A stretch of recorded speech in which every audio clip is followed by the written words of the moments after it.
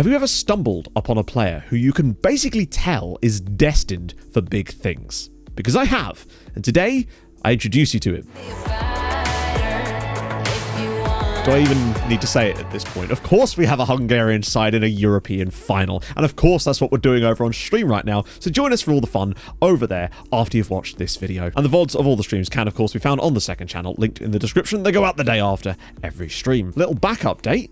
Week later after the physio, things are feeling pretty bloody good. Gotta be honest, I'm like 99% of the way to actually being able to move properly again. So that's nice. It's only taken nearly a month. But for now, season 24 of Building a Nation with MTK Budapest was set up to be one of hopeful progress. Having seen the amazing steps that the other Hungarian sides had taken in various European competitions, especially the Champions League last year, we had to hope that it wasn't a fluke and make sure that we could replicate it in the coming seasons. Because if England were to drop any points, we had to make sure that we were right there to take advantage of it. But before that, there is just a little matter of the Europa League final from last year. So let's get into that. Unfortunately, Ferencváros fell slightly short. I mean, slightly short on the day is almost a bit of an understatement. They were just not very good. They just couldn't muster what it took to beat Ajax in the Europa League final. But it is cool to have, I think this is the 4th or 5th time now that a Hungarian side has reached the Europa League final in this save. And bear in mind, in all my previous Building a Nation saves, I've never had a side reach the Europa League final even once, let alone win it. So we really are moving in the right direction. But it's a shame that they couldn't quite get it over the line. But now let's turn our attention, of course, to transfers, because this year we haven't actually spent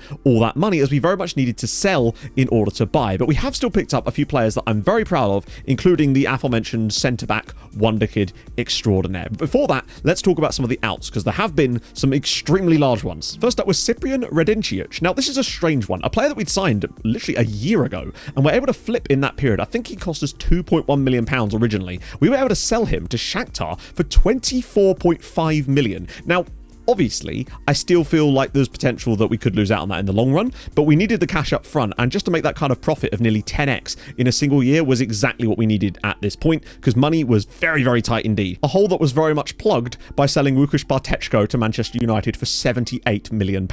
And he might well be, in this save, genuinely, the first success story of one of our players joining United, i.e. the fact that he's actually played some games since joining. I think he's already played in his first season more than double the amount of games as every other player we've sold to Manchester United in this save combined. The final big sale, though, was Haris Živković. He has left permanently to go to Haladáš. Now, the deal was £20 million. Now, obviously, we could have sold him to other sides for a lot more. However, with that serious injury that he'd got, he had then not been able to go back on loan and extend his loan at Haladáš because they weren't interested because he was going to be out for several months. However, once he was healed, towards the very end of the transfer window, I noticed that he was wanted by obviously the usual suspects and also Haladáš. I was able to offer him out at a rate that I knew they'd potentially bite on at £20 million. And believe it or not, he actually wanted to go to them. They're with his preferred destination. So he has now gone there permanently. He's on 60 grand a week, which is mad.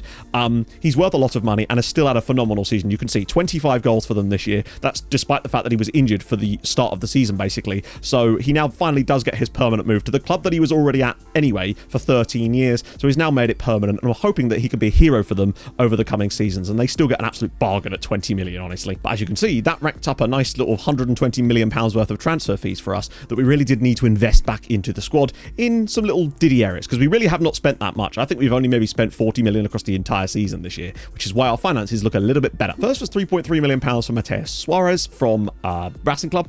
I thought he was a solid player, and his value seems to suggest that the unambitious nature maybe isn't amazing, but I still think he's a good player in here. Next is a player who we really only signed for the memes, but I know you guys love funny names, so I'll just let the clip entertain you. Did you see Jizzy Jizzy? Wait. Which country? It was Liberia. Oh, okay.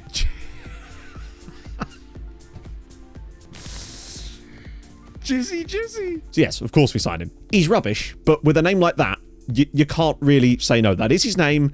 He's outspoken, and I guess you'd have to be with a name like that. Fantastic scenes. It's the fact that it's spelt two different ways that really gets me. It's wonderful. We also signed another Jamaican in Bryce Campbell from Mount Pleasant, and again, he's done quite well. He's not Devoy Atherton, but he looks like a reasonably quality player. Next was the free signing of James Boothby from Leeds United. We needed a bit of backup because Velázquez has had a little bit of injury trouble and is starting to phase out of the squad in terms of his he's just losing his physical qualities. So to have Boothby on a free transfer, and he's done very well this year. Like, he's played 38 times for us due to an injury to Velázquez. In fact, 2 separate hip injuries in the same season that basically saw him miss everything from after Christmas up until now. It's a real real shame. But Boothby's done a stellar job at filling in. He's not quite the goal-scoring threat that Velázquez has been, and his assists aren't quite as plentiful, but he's still a very good player. Player a lot more excited about, though, is João Oliveira, who's joined us from Juventude over in Brazil for £4.7 million, but he's got 20 flair, and he is just developing at a rate of knots this season out on loan at Veszprém in the second tier.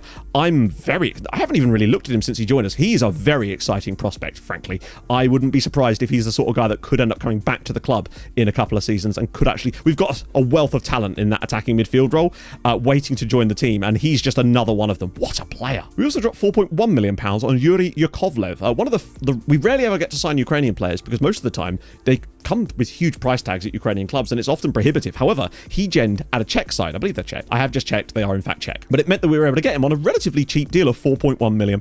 He's already a Ukrainian international and we really like him. And now for one that's just blown my mind. So this is Marcelo Justiniano, another of the players that we saw that was maybe, encroaching on higher level national teams than perhaps you would expect at an age that he was, but we bought him for free. And admittedly, when he joined us, his potential rating was actually quite a lot lower than this, but he seems to be developing really, really nicely. And we haven't had a great Bolivian since the days of Ivo Pachuri, really. But that brings us to the player that you want to see. And this guy is next level. This is he. This is Sivold Solbakk Laukholm, a 16-year-old Norwegian centre-back that we picked up for 5.25 million from Bodø. Now, this has to all be viewed through the lens of this guy is 16, and not just 16. He was 15, I think, when we actually signed him, so he's had a full year of developing so far. Ignore the red arrows. I think that's just because he played relatively recently. The point being, at 16, he's already 2-star current ability in our team. He has no youth caps yet for Norway, but I wouldn't be surprised if this guy gets a Norwegian national team cap before he even gets a chance to play in any of the youth teams. 16 tackling, marking is solid, his teamwork is 19, his heading is 14, he's 6'2", he's reasonable on his left foot, his physicals are okay, but remember, at 16, his physicals are going to develop like crazy. He isn't the quickest, but again, this sort of thing will come with time. I think for £5 million, he might have the potential, if he can stay fit, that's the one problem, to be maybe one of the best centre-backs we've ever seen in this save, and that's what we're looking towards the future with the likes of Kenyatta and some of the other guys we've got coming through, because sadly, this is the last year of Miggy Montiel and Emmanuel Dala. They are both retiring at the end of this season after 19 and 20 years at the club respectively. So that's two massive leaders in the dressing room and frankly, massively important experienced players that we are losing. So this new year, I suspect there's going to be a lot of youth coming into the first team. So I don't actually expect that for season 25 that we might actually go as far in Europe, but we will be blooding a lot more young talent into our first team with the hope of going on an absolute tear through the last few seasons of this save. And that's what we're going to have to do, quite frankly. Put them on over my current socks that I'm definitely not wearing. Let me give you a bit of a sock check in. This is where he puts his shoulder out again. Imagine someone tunes in right now. I can't quite do thigh highs, but I can do midway up the shin. There you go. Nailed it. I'm a sex machine. What can I say? That's right, I'm going one sock today. As for the league, pretty much straightforward as you'd expect. We win the title, Hanadas come second. That's pretty much how things go. Budapest Honvéd, though, really starting to kill it now with Beng Sword. He's banged 27 in the league, and honestly, I just need to show you him. He is now developing into the next Harry Živkovic. I think he's possibly the best striker that we have out on loan now. In fact, I would argue that he's probably better than Živkovic in some ways, and he's also 5 years his junior. But Giamot will join them in the Champions League as well. Now, you'll see, of course, we have 7 teams in Europe. Now, you see, problem being, if we were to get that 8th team in Europe, it would be Mezhkovej and not Kecskemét. And that's a problem because we do not want them in Europe. But unfortunately, Kecskemét have kind of buggered it up on account of having so much European football because they were in the Champions League this season. More on that in a minute. With that out of the way, let's talk about European football because this year has been wild. I know last year was wild, but this year has been somehow Van Wilder party liaison wild. I'm not sure what that analogy means. You'll understand when we get cracking. As we started off with an absolute hammering of Manchester City. Nieto, Teixeira and Edvaldo with the goals. Tom Furrier was red carded and we just kind of blew through them from there. 3-0, easy as you like. We then followed that up with another 3-0. We love a 3-0. Edvaldo, Durin and Raposo with the goals as we bedded Ajax. Not bedded Ajax. We don't want to bed Ajax. That's not fair. Then a surprisingly poor performance as we went away to Molde. We still won the game 3-1, but Thomas Velázquez was sent off after 5 minutes for elbowing someone in the head. He's become a cantankerous old man in his old age these days. But Patrice got us the goal, 2 for Blas Durin, and we were able to take the win. We then made it 4 wins out of 4 against Lyon. There was an own goal in there too, Durin penalty, and Edvaldo grabbing yet another goal. But they did get one back, wasn't enough. Unfortunately though, we did then lose our first Champions League group stage game in nearly 4 years. So in the last 3 seasons up till now, we had won 123, drawn 1. So the record up to this point was actually 127, drawn 1, lost none. This was our first defeat in nearly 4 years in the Champions League group stages, and it was a shame, really. Boyer gave them the lead early. Edvaldo bailed us out, but Charlie Dobbins' late goal gave them a somewhat fortunate win. I think it's one of these games that probably a draw would have been a fairer result, but you know what? It happens, right? As we then had a bit of a ding-dong battle against Dortmund in the next game. Big Manovic, Mihal, and Edvaldo grabbing us the goals, but a couple for Petrov in there certainly made things interesting. No thanks to Liam Cooper. But then the emphatic wins returned in great numbers with a 6-0 hammering of Club Brugge, hat-trick for Blaz, Edvaldo with a goal, Big Manovic in there too, and an Oni to go. An Oni? What are you talking about, Matt?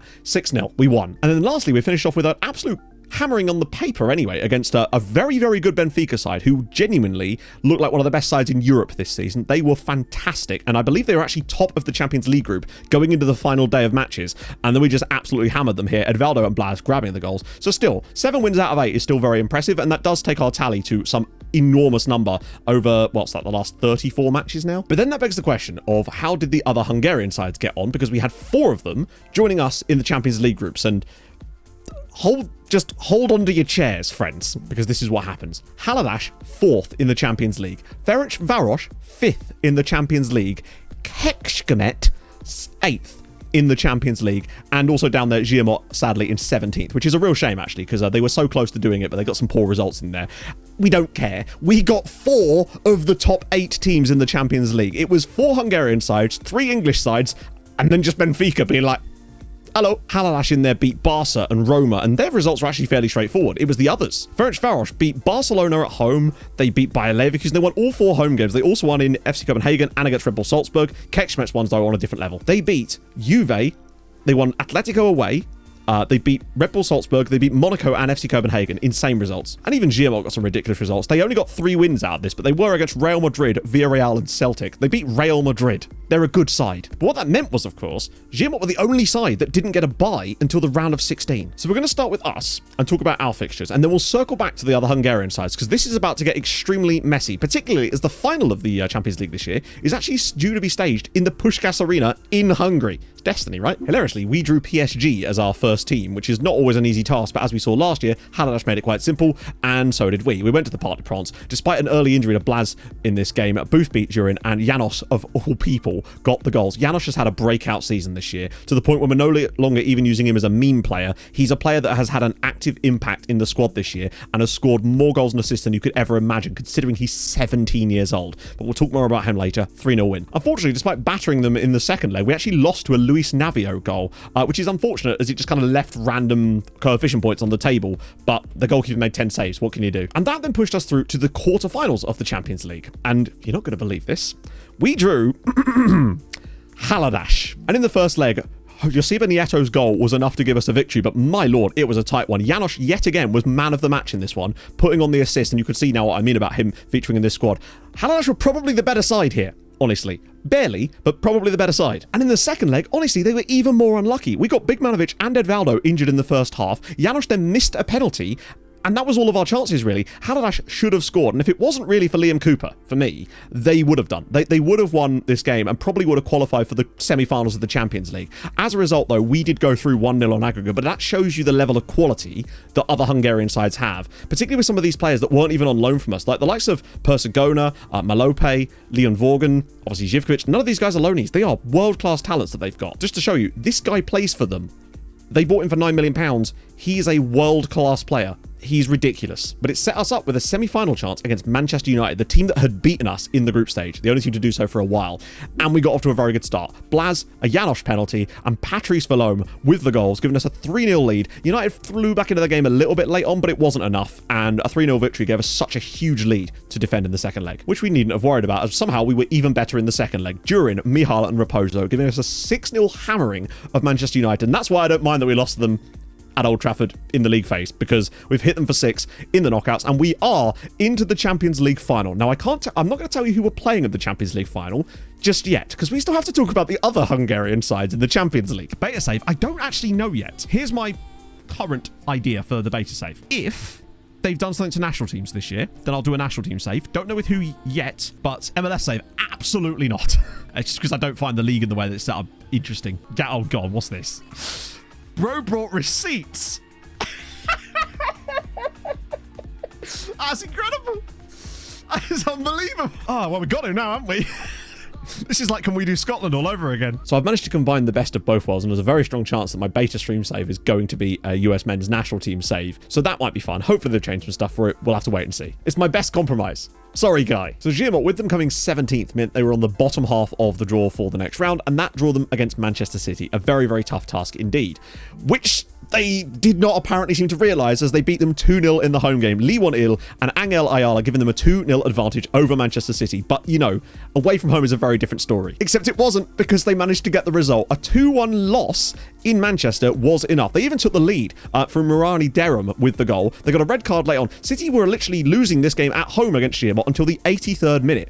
And honestly, they'd have got an extra point if it wasn't for that 95th minute goal. It wasn't enough. And Manchester City out of the Champions League by the hands of Giamot, which meant that in the round of 16, 5 teams were Hungarian.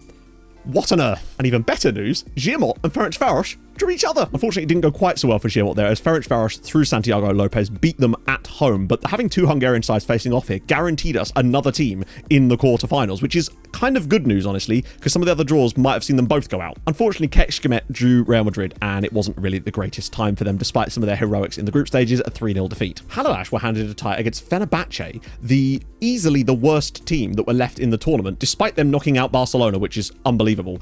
And unfortunately, they went and lost the home leg.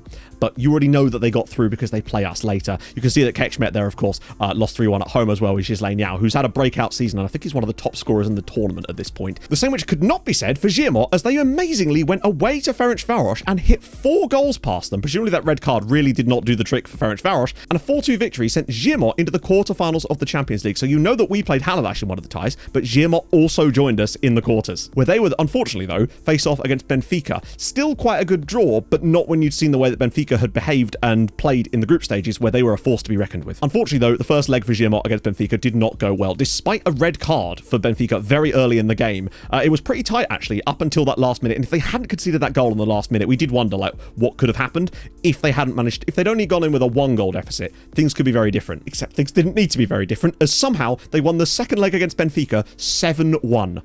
A Hungarian side scored 7 goals in a Champions League quarter-final match against a very, very good Benfica side, which of course forced them through to a Champions League semi-final against Real Madrid, who just clapped Arsenal as well.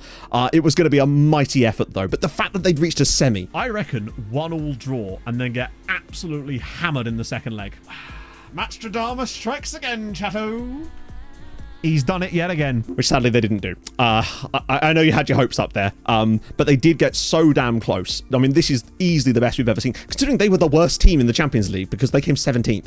Madness. Brzezowski, Enrique, and Vladimir have got the goals, and of course we will play Real Madrid in the Champions League final again this year. But still, we've got an opportunity to really make up for last year, and the success of these teams this deep in the tournament makes such a huge difference to coefficient. So now that we know that that's set, let's check out the Europa League, because Budapest Honvéd did a fantastic job. 5 wins, 3 draws, absolutely cruising their way through. Unfortunately, Újpest were a little bit subpar, which we expected, though they did beat Chelsea, which was very funny. Yeah, they're not really at that kind of level. We don't really want them in Europe anymore. They don't have the kind of quality of players that we need to make that happen, and I think we're going to be making some changes to the loan farm to try to prevent that from happening in the future.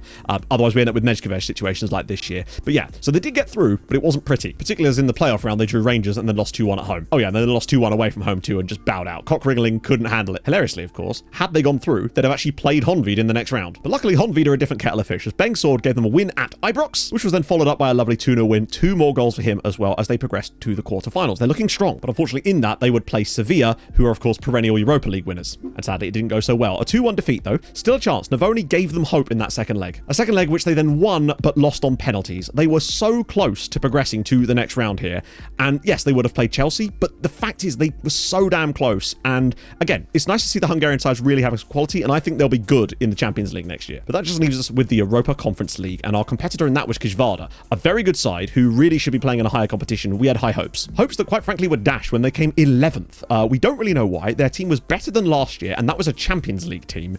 Very, very strange. They just got some very strange results in there, really. They drew with Leicester and Ljubljana, which is fine. Ljubljana? And Ljubljana. They also lost to Osijek, which is strange. It managed to beat Sheriff Tiraspol, Shamrock Rovers and Victoria Pilsen. But look at Leicester as well, down in 18th place. What was helpful, though, is that Kizvada were drawn against a team they'd already beaten. A 2-0 victory away from home gave them easy passage, which was then parlayed into a 3-0 victory in the home leg. Unfortunately, though, they were drawn against Vitória de Guimarães, the team that had won the group stage in the next round. On the lucky side of things, though, was that Kizvada had just signed their best player from Vitória de Guimarães, which is fantastic news, and let's see if that helped. Of course it bloody did. Sarmiento with the goal, Kizvada 1, Vitória de Guimarães 0. They got better. In the second leg, it was even better. A 3-0 victory away from home as they really were starting to find their form a little bit. Bohatch with a pair, Griffiths with a goal as they flew through to the next round. And they would play Austrian side Wolfsberger, which is, you know, not an easy one, but not one of the harder ones either, as they showed by grabbing a 0-0 draw in Austria, and then made their way through comfortably in the next game with Griffiths, Bohatch and Sarmiento with the goals, sending them through to a Europa Conference League semi-final, which would be against Basel, a team out of Switzerland. They felt like they were on the right side of the draw here, with PSV Eindhoven and Leicester being on the other side. There was a great shot at a final here, which was even better when they went 2-0 up in the first leg, 2 goals for Bohatch, looking very strong. And you're sitting yourself going, hang on a minute, 2-0 up from the first leg against Basel? Why are we not talking about 2 Hungarian teams in European finals? I'll tell you for why, because they went and bloody lost in Switzerland by 2-0, went to extra time, and they lost it with Katanic scoring for them there. That is shameful from them. Basel are a good side, but they're not, they should be losing to Kizvada. Kizvada absolutely let us down there. They battered them in the away game too and just conceded 3 goals of, I think, 0.8 XG. Wasn't fantastic. If you're interested though, Basel did go on to win the Conference League, so maybe there was some quality there after all. And boy, was there. We were already on to 22.9 this season, the best season we've had since that ridiculous 25-point season. But that was when we had 5 teams in Europe. This is done with 8. The dilution is, if we'd have got this same level of like wins and stuff, which wouldn't have been possible with 5 teams in Europe, we'd have had over 30 points, but again, not issue. England's still putting down one of their best seasons in years though. So as much as we've tried to stay with them this year, they've still increased their gap. But what I will say is the gap between us and everybody else is basically just a chasm at this point. We are locked into second spot. It's basically Hungary and England like this for the rest of this save. Now, the only hope that we've got, I think, of catching England is these next couple of years. You see, the following year is a massive one because they are going to lose over 7 points to us, which means this gap is going to go down to like 6 points. Now, if in amongst that, as you can see over the next couple of years too, they're also going to start losing points to us if they don't start to increase the gaps, which obviously they can still do. I've noticed that the English 7th or 8th place team seems to struggle a lot more in the Conference League over the last couple of seasons. I don't know why that is, but Leeds didn't even make it in last year. Leicester, despite doing quite well in the knockouts, looked very fishy in the early stages. I don't think we're that far away from maybe a couple more seasons like that that could allow us to start getting back into the battle, especially as next year England have 8 teams in Europe again, which means there'll be an even worse team in theory in the Conference League. So that potentially next year could give us an opportunity if they can have another season like this 19-point year, and we can put down another season similar to this. With that combined, we could be going into those next couple of years within like 2 or 3 points of England, and actually with a real chance at making this save come to fruition. And I'm so damn excited about it because it feels possible now. I'm not even going to bother with the youth intake this year. It was the worst we've had in years. There was no really players in it that were viable at all, unfortunately. Statistically though, what a year. Blaz again, 46 goals. And again, that was with an injury too that's kept him out for several Champions League matches and some of the league games. The rest of the league is sort of having to, not the league, the team is sort of having to catch up a little bit and cover off. Van Dam though, still putting in a nice 15 goals. Bigmanovic 15, Raposo 15. Just very, very nice indeed. Nieto hasn't scored anywhere near as many as I would like him to, honestly, considering his set piece prowess. He's great from like corners and stuff, and again, maybe he hasn't played as much this year due to injuries too. I would have liked to have seen more goals out of him because Raposo with 16 goals is fantastic and exactly what we need there. It's the assists where things really ramp up. As you'll note though, Janosch, second highest assister in the team. He's played 27 matches this year at 18 years old, 9 goals and 12 assists. This is what he's currently looking like now. He's on a different level of quality. He's got 2 Hungary caps as well and a goal for the national team. He didn't even get to play any youth team games for Hungary. He went straight into the full national team squad. We think we've got a real gem on our hands in him. And the fact is, 21 goal contributions in 27 games this year at 8, well, mostly the year he's been 17. So to have that full year as a 17-year-old scoring that amount of goals and getting that amount of assists is fire. That 15 passing has really, really helped him put some wonderful crosses on for people. Crossing ability is fantastic. His speed is improving. His dribbling is improving. He's just getting better and better and better. And I'm so excited to see what this lad can do over the next coming years of these saves, because he is not that far off being good enough to be our starting left/right winger at this point. And it's so exciting to have a youth prospect that came through our club be in that position. So big shout out to Janosch. And yeah, we play a little song every time Janosch does anything on stream, and we're going to put it in here now.